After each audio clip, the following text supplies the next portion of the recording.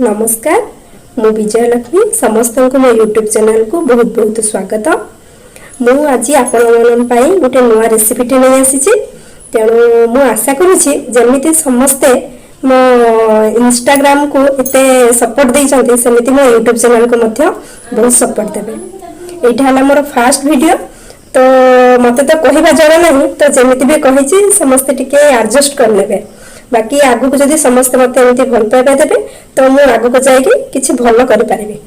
तो मु जे रेसिपीटा शेयर करिवि समस्ते देखिकी मते कमेंट बॉक्स रे रिप्लाई देबे जे रेसिपीटा केमिति हिची आउ मो चैनल को समस्ते सब्सक्राइब करिवे आउ गोटे गोटे लाइक निहाती करिवे। नमस्कार आसंत देखिबा रेसिपीटा मु कोन बनाउछि। Let's go.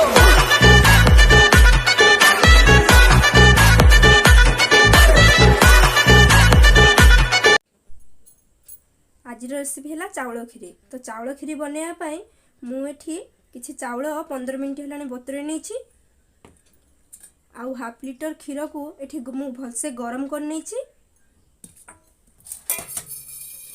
आउ एठी किछि परिमाण रे काजू बादाम आउ तेजपत्र आउ गुजराती एतिके नहीं